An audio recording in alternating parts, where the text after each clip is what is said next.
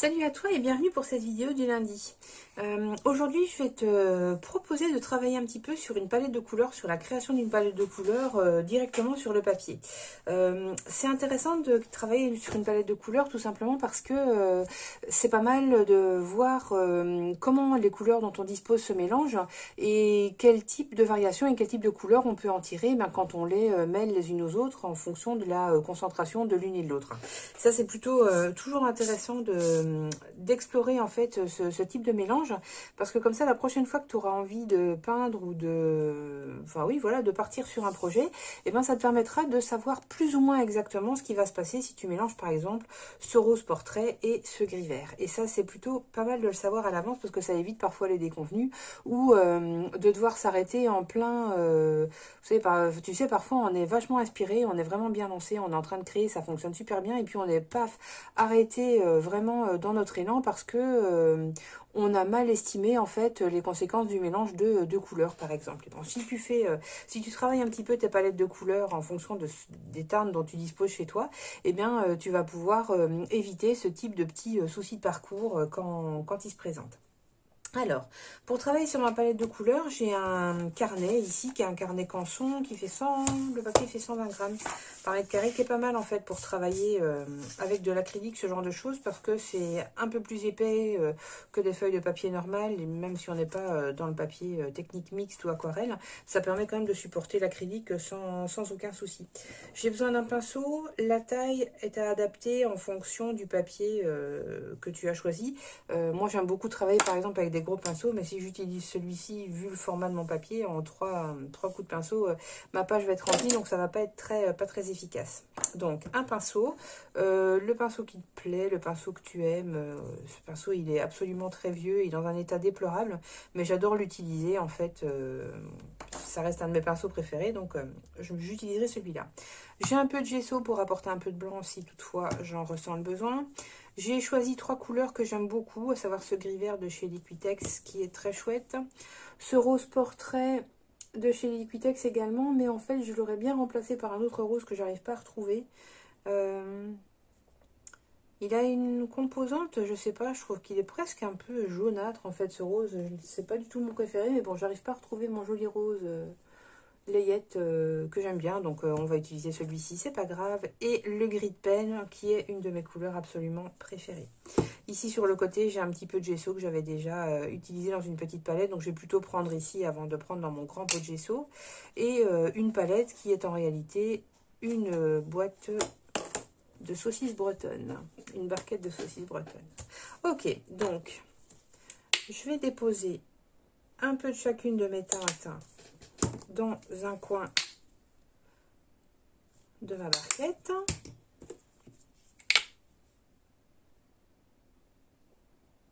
Ok.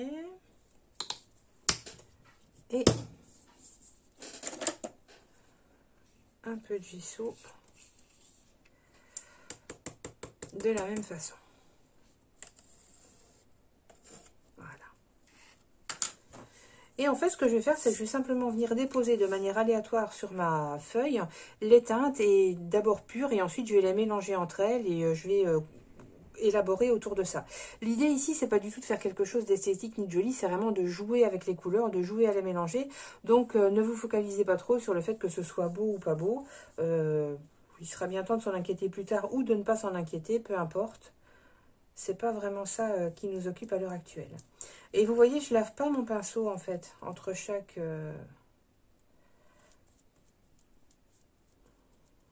fois que je prends de la peinture, parce que ça fait partie du jeu du mélange en fait.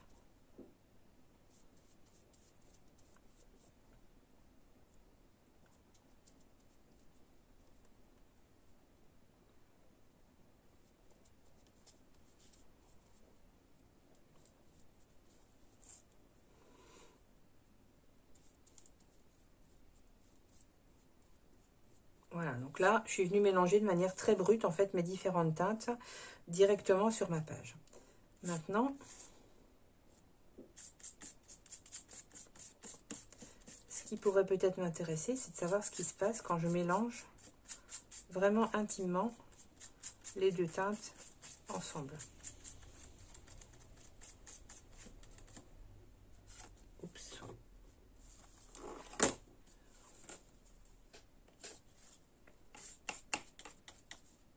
peux utiliser mon couteau pour venir voir ça.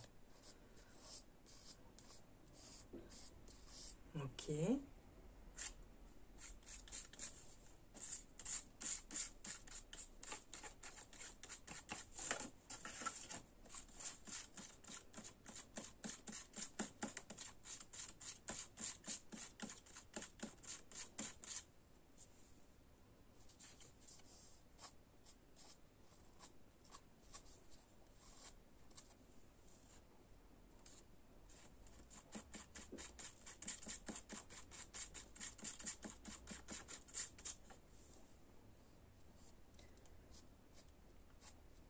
Vous voyez, en faisant ça, je viens vraiment étudier, entre guillemets, les interactions entre mes couleurs.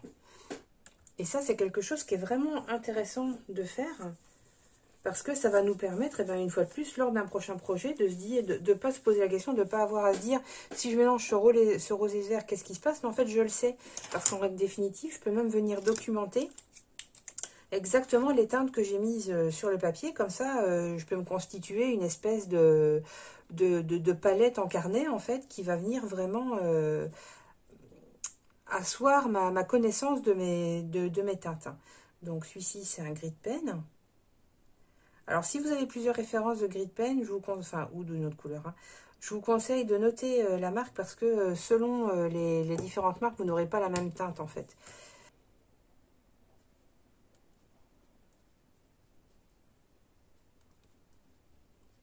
Ok. Et on a un vinaigret. Ici, on a rose plus vert plus gesso plus gesso. Et vous voyez, comme ça, j'ai vraiment documenté l'expérimentation que je viens de faire. Et quand j'y reviendrai, en fait, dans ce carnet, je pourrai exactement savoir ce que ça va me donner quand je vais mélanger telle et telle teinte. Et on va continuer comme ça. Sauf que je vais avoir besoin d'une autre palette. Voilà, donc j'ai pris un bloc de papier palette avec moi. Ça va être plus simple pour mélanger mes petites quantités. Donc j'ai mélangé le rose et le vert. On va voir ce que ça donne, le rose avec le gris de pen. Alors bien sûr, comme le gris de pen est très foncé, je vais en mettre peu. Parce que si j'en mets trop, mon rose va être complètement mangé par le gris. On n'aura plus, on percevra plus trop sa présence. Regardez, ça nous fait une couleur qui est vraiment très très très jolie. Ok. C'est vraiment sympa sympa ça. Avec un peu de blanc.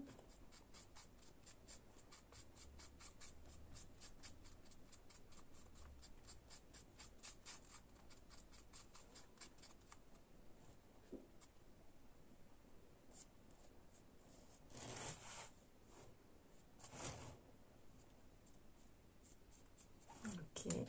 Et avec un peu plus de blanc.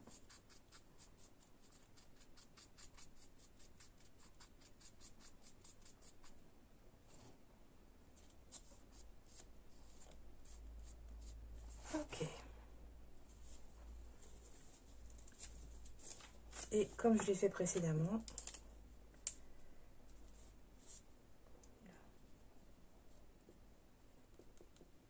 plus rose, plus gesso, plus gesso. On va prendre ce vert avec le gris de pen.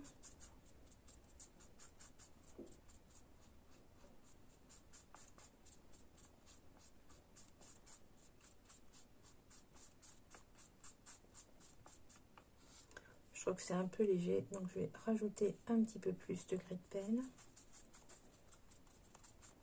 Comme mon vert était plus sombre en fait que le rose, on peut se permettre de saturer davantage avec le gris. Ok.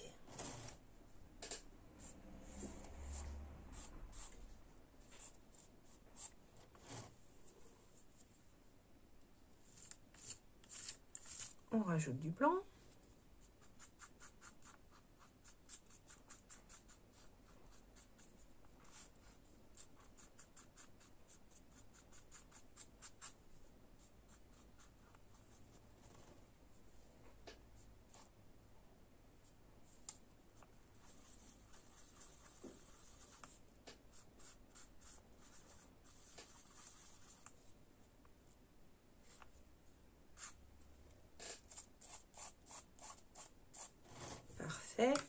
un peu plus de blanc.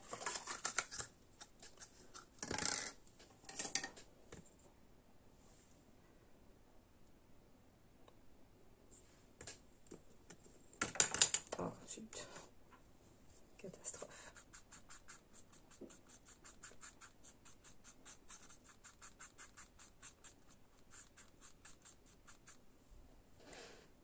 Et on a une valeur supplémentaire que je vais documenter. Vert plus gris, plus gesso, plus gesso. Et voilà ce qu'on obtient quand on a réalisé cette première palette avec ces 3 premières teintes. Et je t'invite vraiment à faire de même avec les teintes, au moins avec les teintes que tu préfères, parce que c'est celles que tu vas utiliser le plus souvent. Et c'est celles pour lesquelles c'est le plus intéressant de savoir comment elles vont interagir les unes avec les autres, parce que ça te donne vraiment une idée globale en fait, justement de l'interaction de ces différentes teintes entre elles, et quelque part ça t'apporte du confort et ça t'apporte de la confiance quand tu es en train de réaliser un projet, parce que le mélange tu l'as déjà fait, tu sais comment il fonctionne, tu peux te référer à ton cahier de palette pour voir comment il fonctionne, et donc tu peux franchement continuer ce que tu es en train de faire, l'esprit tranquille, parce que tu sauras exactement comment ça va marcher ces teintes les unes avec les autres. Voilà, donc j'espère que cette vidéo du lundi t'a plu, j'espère qu'elle t'a donné envie de créer ta palette et que tu as compris que tu es vraiment persuadé de tout l'intérêt de la créer et de savoir combien ça va t'accompagner et t'aider dans ton travail artistique au quotidien. Si tu as aimé la vidéo, n'hésite pas à la partager, à la commenter, à me montrer en fait ce que tu as fait, à me montrer ta palette personnelle parce que ça m'intéresse bien de la voir tout simplement. Et n'hésite pas non plus à t'abonner donc à la chaîne YouTube si tu veux avoir des infos et être tenu au courant des vidéos du lundi à venir. À très vite.